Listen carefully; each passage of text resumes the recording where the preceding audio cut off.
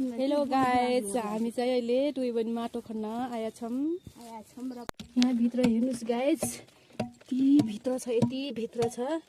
यति भित्र खर्च छ खन्न पनि किन यस्तो खनिहाल्ला राक्षस जस्तो मान्छेहरूले हामी चाहिँ भित्र जानु नसकेर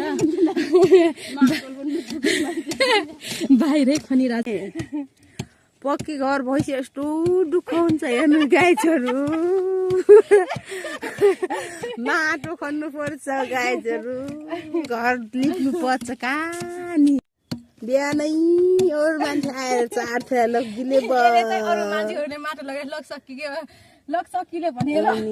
टाढा लिएर आछ त्यही भएर जाम भनेर आएम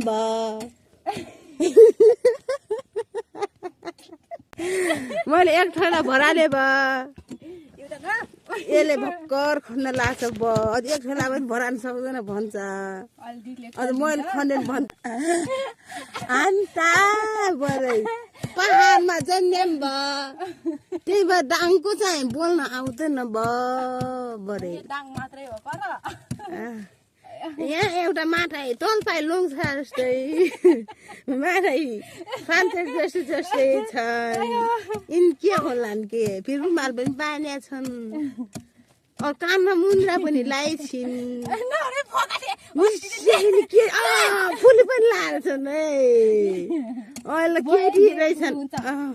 मैले त दिनरात वनमा यिनलाई चिनेको थिइनँ